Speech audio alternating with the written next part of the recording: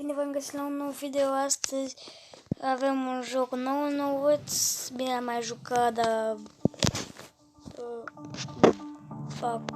în moment am șters și acum am instalat din nou. Ați văzut voi cum se cheamă, am un pic ca să am uitat și de să mă pot zice că am uitat. Taxi Sim 2020. Nou nouț joc.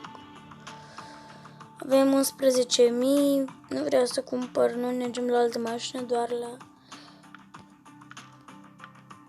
una care este 23.000, în câte mi-am amintesc eu.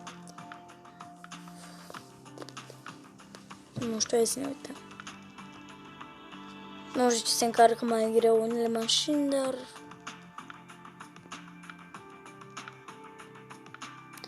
dacă ar fi puse și la... Uitați, deja n-are cum să fie. Da, uitați, asta ar vrea 24 de mii solară. Și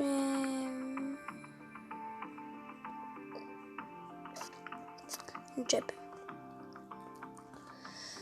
Hai să pornim cu prima mașină.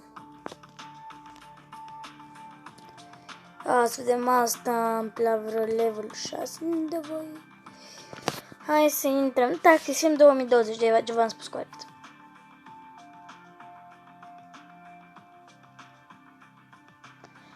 Se încarcă totuși foarte greu.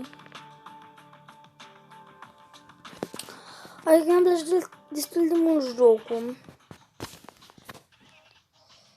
Na, poate nu e chiar, să spunem, la ce asta de la Oppo, ceva de genul, nu știu cum, sigur. Îți zic, aș mai vrea un 2020. 2021 abia aștept. Dacă nu urmare. Dacă așa, cred că nu. Scrieți un comentariu, că așa mi-am amintesc. Bine. Hai că o să tragem un pic bine să testăm tot mașina. Da, știu că e cam murdară, nu... N-am spălat-o încă. Nu mergem pe sport, e foarte periculos, am pățit-o. Și m-a luat de la capăt, într-un fel, nu știu, nu mi-a dat... Clientul a fost foarte supărat și mi-a dat foarte puțin bani. Ce s-a mai întâmplat asta, oare? Da, nu, deci asta nu-mi place că se blochează. Sunt continuu, stau la cozi de 50 de metri. 50 de metri, 50 de kilometri. Nu știu, vom parca un pic aici, nu cred că nu avem voie, o punem așa pe avarii ca să nu zice că, să zicem că așa. Cam așa e mașina. Faza lungă.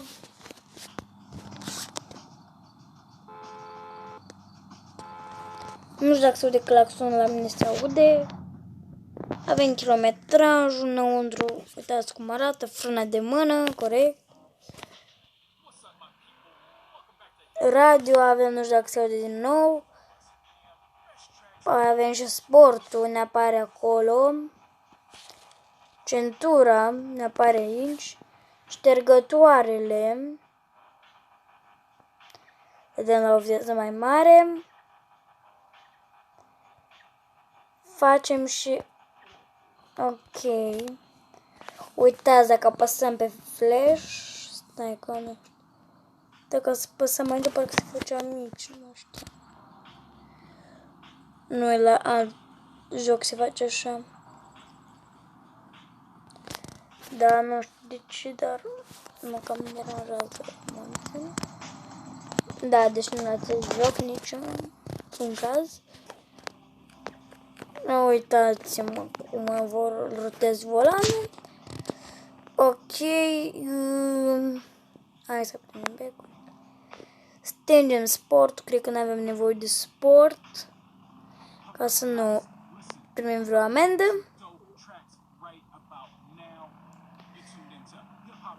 Nu știu, scrieți-mi în comentarii dacă veți acest joc, cum mi se pare vouă.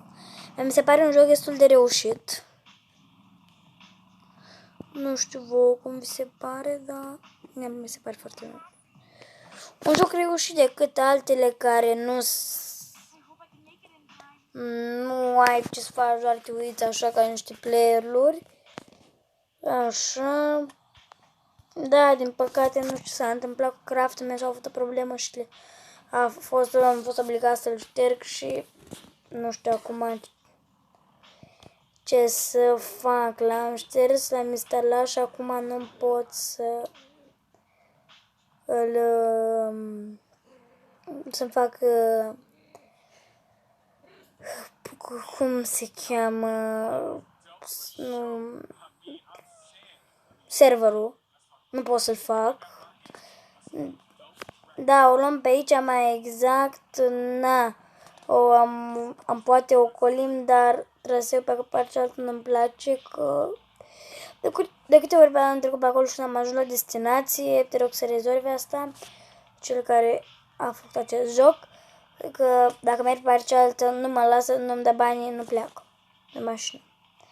Deci te rog să rezolvi chestia asta la mine ce se întâmplă, nu știu la alții, să scrieți în comentarii dacă aveți acest joc. Asta e logic. Da, m-am trecut un pic pe roșu, dar n-a...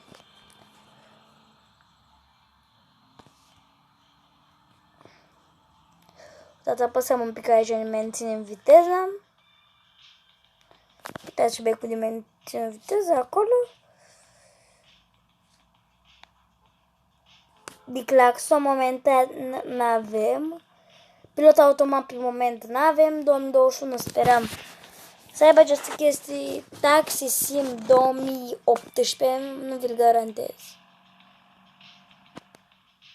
Hai că chiar nu... Eu nu vi-l laș garanta, nu știu pentru alții poate le place, mie deloc nu-mi place, dar uitați, abia a trecut 7 minute aproape, am făcut 10 minute și... Da. Ok.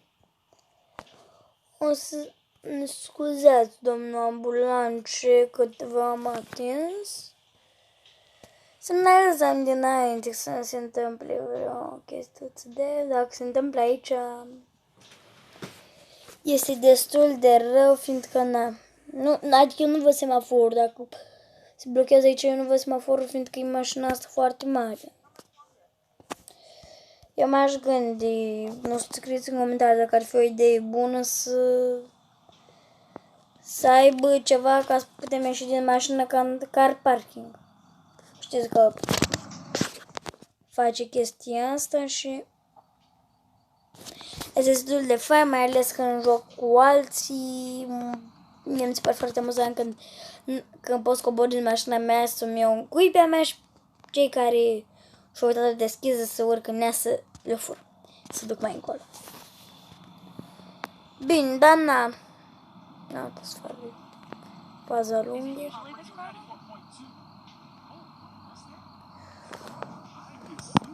Nu știu, mă voi băga automat, cred că nu mai săturat. Sau cam mult la semafoarele astea. Azi dăm un claxon, să întâmple ceva. Dați-vă, vă rog, că până treceți voi, s-a blocat aici, dacă mă credeți. Da, uitați, mergem și cu spatele acum. Că nu se putea... Hai să mai claxonăm un pic.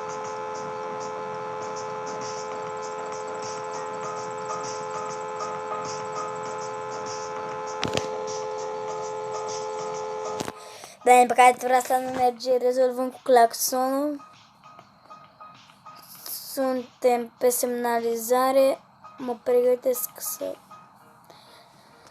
Știu că nu e regulamentar, dar trebuie să ne... a trecut, ciudat. Semnaliz... Upsi. Nu știu, mă mai încurc. Ok, și tragem aici. Din păcate nu pot face mai mult decât o cursă în acest videoclip, păcat. Ajung aproape la nivelul 5. Da, nu e un avans foarte mare, dar mai sunt și chestii de genul care n-am. Știți cum? Mă scuzați pentru reclama publicitară care a fost, dar nu uitați că acest videoclip vă puteți să-i dați like, să vă abonați la acest canal. Pe când ne vedem cu alt episod data viitoare. Nu uitați să apăsați butonul de like și am spus că ne vedem în următoarea episod. La revedere!